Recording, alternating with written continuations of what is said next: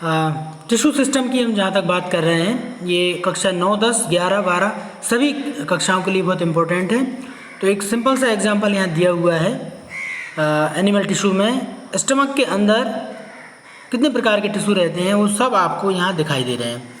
तो सबसे पहला ये बता रहा है स्मूथ मसल्स टिश्यू है, जो हमारी ब्रेन की इच्छाओं से काम नहीं करता, बल्कि इसमें रेगुलर कॉन्ट्रैक्शन और रिलैक्सेशन मूवमेंट होती रहती है। इस तरह की मूवमेंट को पेरास्टाल्सिस मूवमेंट कहते हैं।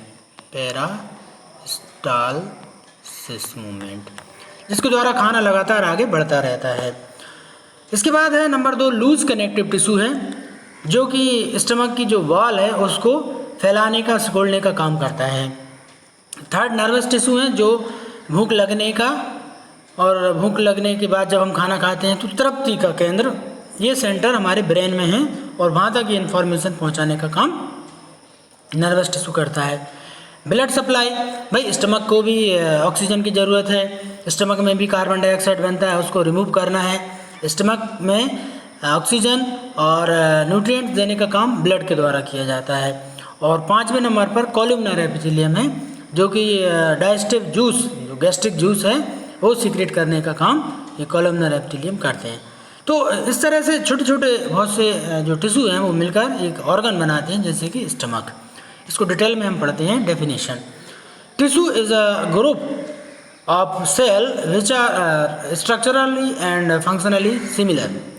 फॉर एग्जाम्पल, इसके एग्जाम्पल है टिश्यू के: blood is a connective tissue, bone is a connective tissue, muscles is a tissue और कनेक्टिव टिश्यू।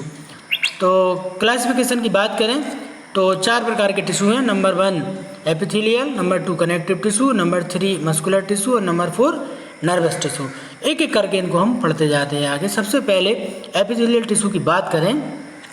एपिथेलियल हमारी कवरिंग का काम करता है, चाहे एक्सटर्नल सरफेस हो या हमारे बॉडी के इंटरनल कैविटी की ट्यूब्स की सरफेस हो, अंदर और बाहर दोनों तरफ एपिथेलियल टिश्यू इसको कवर करता है।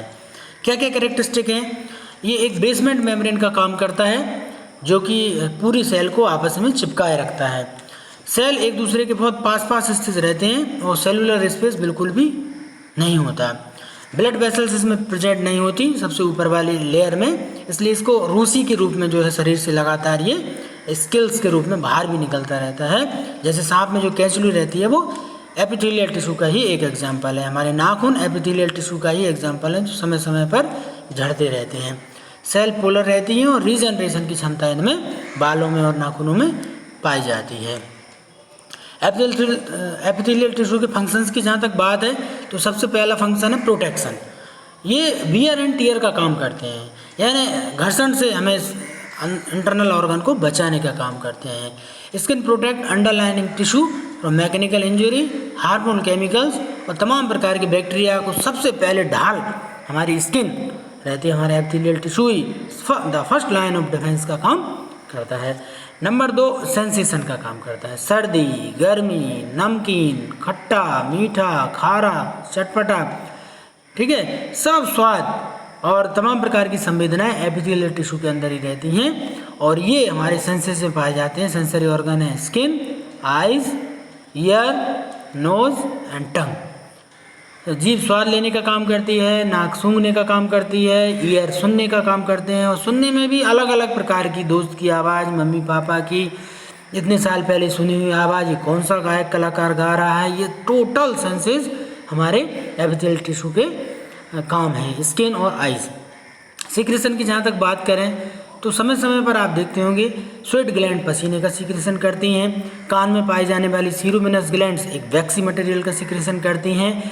सेबेसियस ग्लैंड हमारे शरीर में बॉडी के ऊपर ऑयल सीक्रेशन का काम करती हैं और साथ ही ये बहुत सारे एंजाइम जैसे लाइसोजाइम एंजाइम है, हार्मोन, इन सब का सीक्रेशन इंटरनल और एक्सटर्नल बॉडी के ऊपर एपिथेलियल टिश्यू द्वारा किया जाता है। और नंबर 4 है एब्जॉर्प्शन।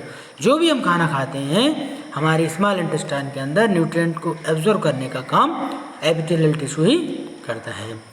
एक्सक्रीशन की बात करें, रिमूवल ऑफ वेस्टेज, तो स्वेट के रूप में बहुत सारा हमारा एक्सक्रीटरी मटेरियल रिमूव किया जाता है।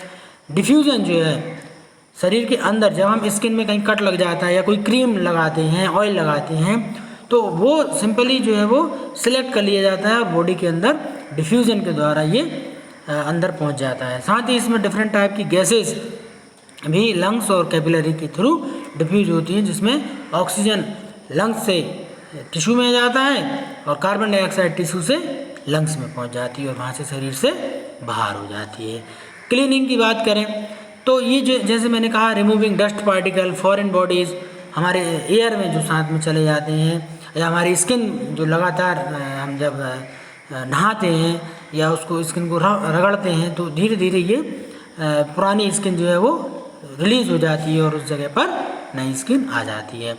फ्रिक्शन को कम करने का काम करें तो जैसे हमने बताया कि वियर एंड टियर का काम करते हैं। हमारे ब्लड वेसल्स में भी लगातार फ्रिक्शन होता है, सर्कुलेटरी सिस्टम में भी लगातार फ्रिक्शन होता है, तो शरीर के बाहर और अंदर फ्रिक्शन को रिड्यूस करने का काम एपिथेलियल टिश्यू करता है।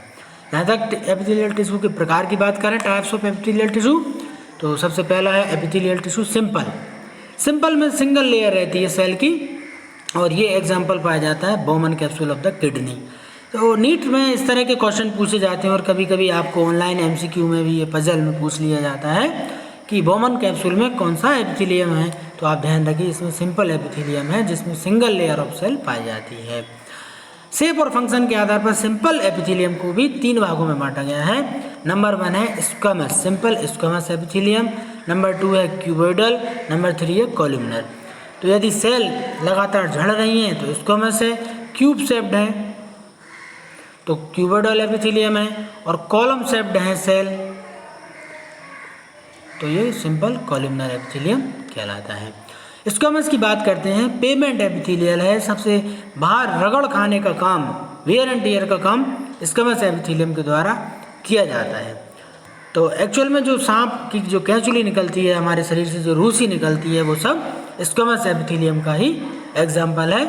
ये हमारे माउथ में, ब्लड वेसल्स में, हार्ट में, लंग्स में ये स्क्वैमस एपिथेलियम पाया जाता है और मेनली इसका फंक्शन क्या है, डिफ्यूजन का फंक्शन है। ठीक है, मटेरियल को डिफ्यूज़ करना।